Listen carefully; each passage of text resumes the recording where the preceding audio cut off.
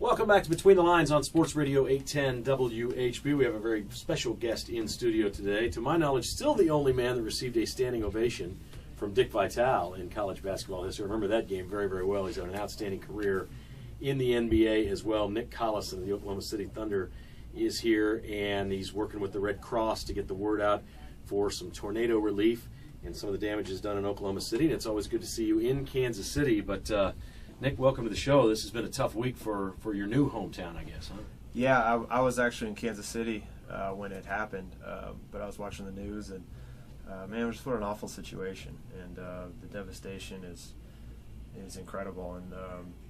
And I think there's a lot of people that lost everything, and of course the people who were even less fortunate lost family members. So hearts and prayers are with those people, and just trying to spread the word for people if they want to help. They can go to the Red Cross website. It's www.redcross.org. Or they can text Red Cross to 90999 to help.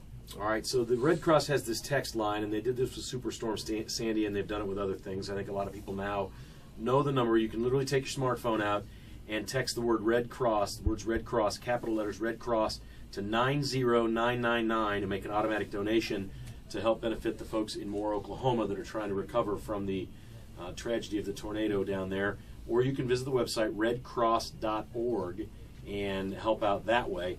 You were in Kansas City, but I'm sure as you're looking at some of this, you're so familiar now with Oklahoma City and everything there, it must have just been, and we're Midwest guys. We're all Midwest guys. We've been around. This could have been here. I mean, this could have been anywhere. To see this, I think, was very frightening for a lot of people in the Midwest. Yeah, for sure. I grew up in Iowa. We have tornadoes occasionally. They're not like as frequent as there are in Oklahoma, but yeah, I think it's something that people in Oklahoma have lived with. They've known there's been threats of tornadoes every summer. It happens all the time, tornado watches and warnings. But this is something different. The force that this thing came through with and the devastation it caused is something different, and people need a lot of help. And like I said, I wasn't there, but I was worried about a lot of people I knew. Fortunately, people I knew were okay, but there's other people who weren't as lucky. Well, Oklahoma City obviously has embraced basketball so ardently, and one of the reasons I think is that they have pride in their city and no professional sports before the basketball team came to town. What has the experience been like in going from a franchise where the people did love the franchise, but eventually it would be moved because the support wasn't necessarily there from the community, to this place where you're the only game in town? Well, Oklahoma City's been great to us since day one when we got there. The fan support has been incredible. It's been very consistent. Even the first year when we were bad, we had fans every night.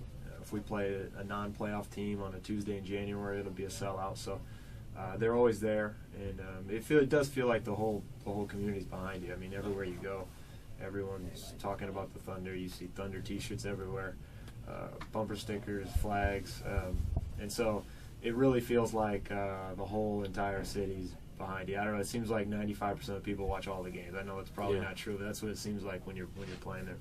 How tough was the end of the season for you? There must have been most of the year you probably felt like you had a really, really great chance, not just to get back to the finals, but to win the whole thing. Then the injury occurs, and obviously it wasn't quite the same after that. How difficult was that for you and your teammates to deal with? Yeah, it was tough. It's a stomach punch when you get it right in the middle of the playoffs, to one of your main guys. It's part of the game. It's what happens, but when it's when a guy that's as important as Russell was to us, it really sets us back, especially when you don't have much time to adjust to playing without him. And we did okay. It didn't end like we would have liked, and obviously the injury was a big part of that. The good news is I think he'll be able to make a full recovery, and we'll have obviously a good shot at having a great team next year. But we'll have to start over and try to do all the right things, try to build up our habits and all those things we have to do in the regular season to try to get back in the playoffs and make another run at it. I think a lot of people would be curious to know what it's like to play with the two stars, because they're so kind of different. Kevin's kind of an all-round player and more in control and everything seemingly on the court, and Russell's obviously sometimes criticized for being kind of a one-man show out there. What are the dynamics of playing with those two guys? Well, I'm fortunate enough to have been around with those guys since they first got here, and we've grown so much as a team, and those guys have grown a lot too. I think the thing with them is their talent is off the charts, and they, I guess their mindset or where their spirit is in the right place. I think we all saw how much we miss Russell in these playoffs, and he provides. He's a special player. There's nobody in the league like him who has that effect on the game with the force that he plays with. He's always in attack mode, and he's come a long way too in the leadership areas that people don't see as much, and his complete game, his floor game and running the team has come a long way too. He's come so far. I mean, when he was a senior in high school, he was only recruited by like Creighton, University of San Diego. I think maybe Kansas State or Kent State was in there, and then I think Jordan Farmer went to the NBA early, so he had a spot at UCLA. So he wasn't a real highly recruited kid coming out of high school, and then like 3 years later, he's on the all-rookie team, and now he's second-team All-NBA. So he's just had an incredible improvement in his game, and I think we're going to see even more so in the years to come. And Kevin obviously is great. He's one of the top 2 talents in the world.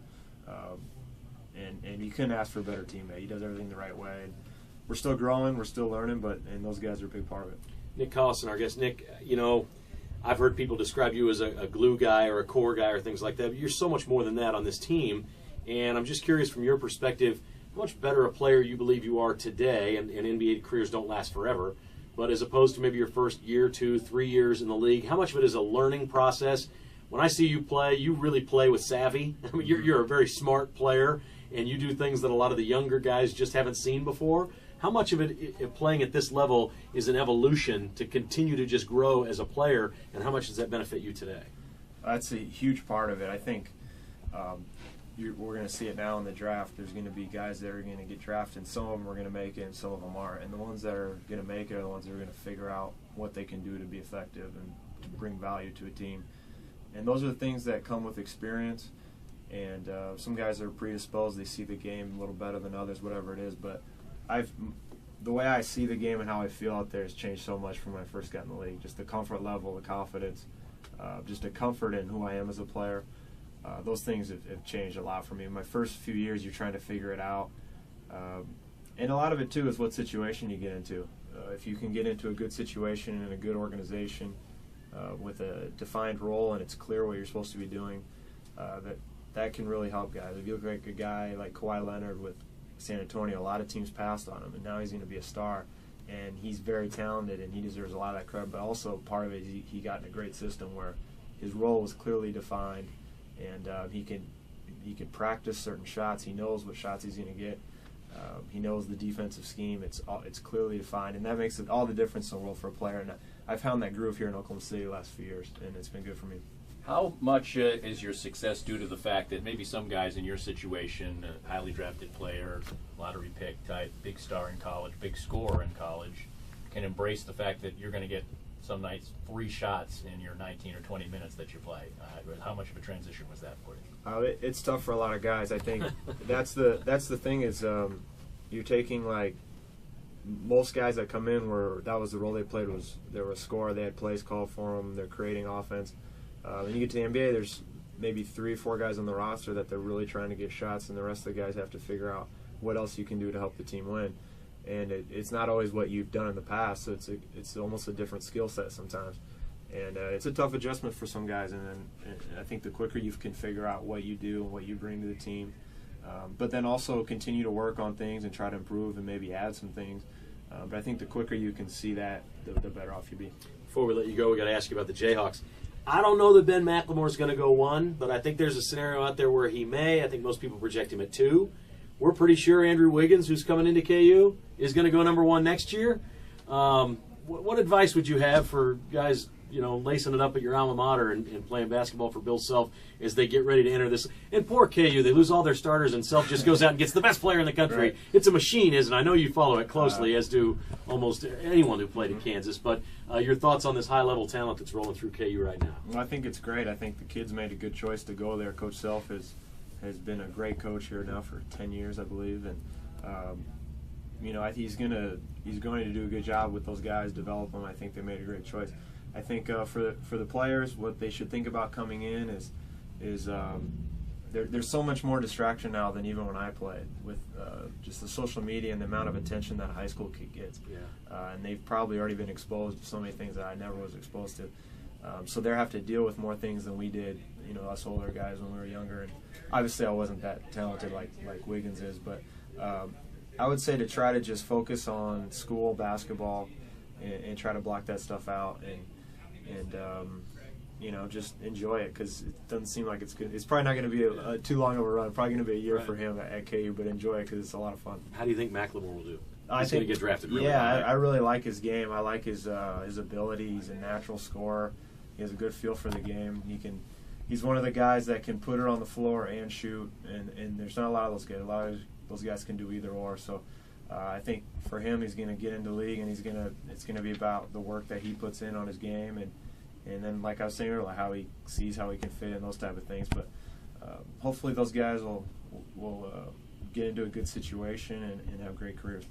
Nick's helping out the Thunder. They've donated $1 million to the Red Cross for relief efforts in Moore, Oklahoma. If you'd like to help, you can visit the Red Cross website. It is redcross.org, or you can take your phone and text Red Cross to 90999 and make a donation. Just text Red Cross to 90999 and help out the folks in Moore, Oklahoma. It's pretty neat. It seems like the whole community and team and everybody have gotten behind relief efforts, and I think it's pretty cool that you're in here today helping out while you're visiting in Kansas City. Yeah, well, I think, like I said earlier, we feel fortunate to have the fans that we do, and we feel like we're a part of the community. So if we have an opportunity to help people out, we're all going to do it. And you know, it's just we feel like we're all in it together. Obviously, the people in Moore are going through it, but anything we can do to help, we're going to try to do.